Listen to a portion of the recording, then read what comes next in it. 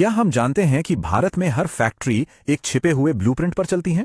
ये एक ऐसा नक्शा है जो सिर्फ प्रोडक्शन को नहीं, बल्कि उस जगह की सबसे कीमती चीज यानी वहां काम करने वाले लोगों को बचाने के लिए बनाया गया है। आज हम फैक्ट्री अधिनियम 1948 के इसी ब्लूप्रिंट को समझने की कोशिश करेंगे। ये प्रस्तुति पवन सिंह की ओर से है। अगर इसके इंप्लीमेंटेशन के लिए कोई गाइडेंस चाहिए तो उनसे 8141-824-876 पर संपर्क किया जा सकता है। तो चलिए शुरू करते हैं। देखिए, जब भी फैक्ट्री एक्ट 1948 का नाम आता है तो दिमाग में क्या आता है? नियमों की एक लंबी चौड़ी लिस्ट, है ना, कि ये नहीं करना, वो नहीं करना। पर क्या हो अगर हम इसे इस नजर से ना देखें? अगर इससे हम सिर्फ पाबंदियां ना मानकर सुरक्षा और बिजनेस को लगातार चलाए रखने का एक ब्लूप्रिंट समझें। असल में इस एक्ट का असली सार यही है। ये सिर्फ नियमों का कलेक्शन नहीं है, बल्कि एक पूरा सिस्टम है जो 3 पिलर्स पर खड़ा है: सेफ्टी, हेल्थ और वेलफेयर, यानी सुरक्षा, स्वास्थ्य और कल्याण।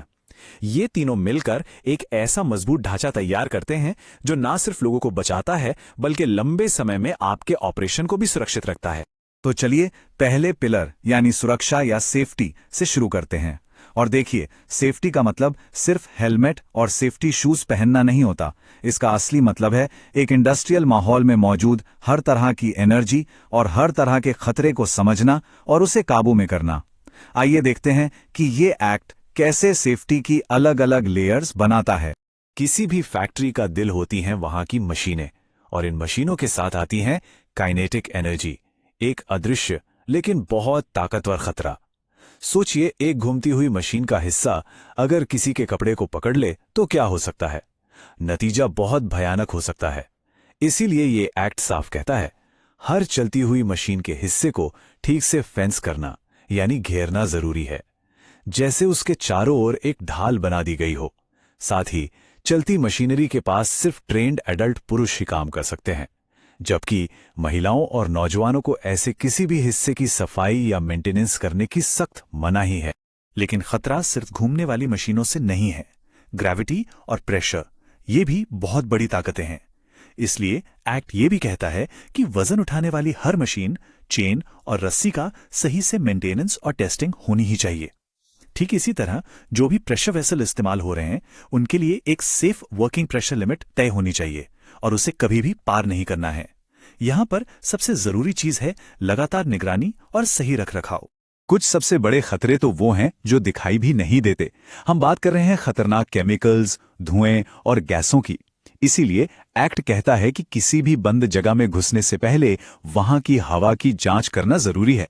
काम करने वालों के लिए आंखों की सुरक्षा और सर्टिफाइड वेंटिलेशन सिस्टम भी जरूरी हैं। और पूरी पारदर्शिता रखने के लिए इंक्वायरी कमेटियां भी बनाई जाती हैं ताकि खतरों की जांच हो सके और जहरीले पदार्थों की जानकारी सबके सामने हो। आग एक ऐसा खतरा है जो मिनटों में सब कुछ खत्म कर सकता है। इसीलिए एक्ट आग से निपटने के लिए 3 बातों पर जोर देता है। पहला, सही उपकरण। क्या फैक्ट्री में आग बुझाने के लिए जरूरी और चालू हालत में उपकरण है? दूसरा, बाहर निकलने का रास्ता। क्या एग्जिट गेट्स हमेशा खुले, साफ और बिना किसी रुकावट के हैं? और सबसे जरूरी, तीसरा, एक पक्का प्लान। क्या हर कर्मचारी को पता है कि आग लगने पर कहां जाना है और क्या करना है? एक साफ सुथरा इवैक्यूएशन प्लान जिंदगी और मौत के बीच का फर्क बन सकता है। और ये सारी सुरक्षा की परतें एक मजबूत बुनियाद पर टिकी होती हैं, और वो बुनियाद है फैक्ट्री की अपनी बिल्डिंग्स और सड़कों का रेगुलर मेंटेनेंस जरूरी है ताकि कोई ढांचा गिरे नहीं। और इन सब पर नजर रखने के लिए एक्ट एक क्वालिफाइड सेफ्टी ऑफिसर की नियुक्ति को अनिवार्य करता है। वो एक तरह से एक्ट के ऑन साइट गार्डियन होते हैं, तो ये पक्का करते हैं कि सुरक्षा के सभी नियमों का पालन हो रहा है। तो अभी तक हमने मशीनों और बिल्डिंग्स की सेफ्टी की बात की, पर किसी भी ऑपरेशन का असली दिल तो वहां काम करने वाले लोग होते हैं। तो चलिए अब एक्ट के दूसरे पिलर पर चलते हैं, वेलफेयर यानी कल्याण। यही वो चीज है जो किसी वर्कफोर्स को मजबूत और प्रेरित बनाए रखती है। तो इस वेलफेयर का असल में मतलब क्या है? इसका मतलब है एक ऐसा माहौल बनाना जहां कर्मचारी सुरक्षित और सम्मानित महसूस करें। इसका मतलब है कि फर्स्ट एड का सामान हमेशा भरा हुआ और आसानी से उपलब्ध हो, सभी के लिए साफ सुथरे वॉशिंग एरिया हो, काम करने वालों को अच्छा खाना देने के लिए कैंटीन हो, और महिला कर्मचारियों के बच्चों के लिए क्रच यानी शिशु गृह की सुविधा हो। और इन सब चीजों को लागू करवाने के लिए वेलफेयर ऑफिसर्स की नियुक्ति की जाती है। देखिए, एक मजबूत सेफ्टी और वेलफेयर सिस्टम सिर्फ नियम बना देने से नहीं चलता। इसे काम करने लायक बनाने के लिए ये एक साझा जिम्मेदारी होनी चाहिए। यहीं पर एम्पावरमेंट और अकाउंटेबिलिटी यानी सशक्तिकरण और जवाबदेही का सिस्टम काम आता है।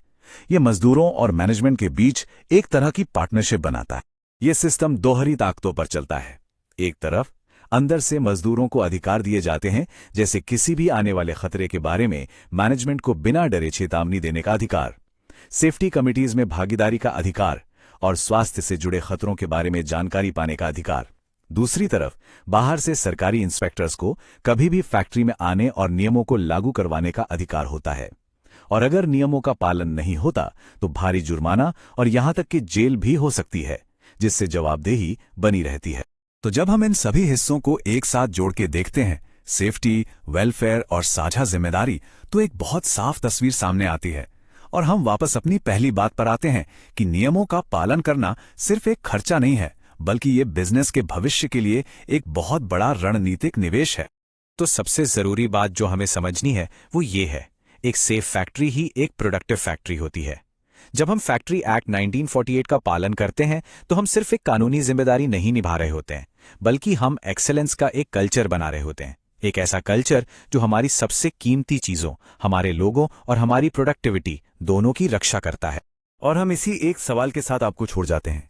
अपने ऑपरेशंस के बारे में सोचिए, क्या कंप्लायंस सिर्फ टिक करने वाले कुछ बॉक्सेस की लिस्ट है, या ये एक जीता जागता कल्चर है जो आपके संगठन के हर काम में झलकता है?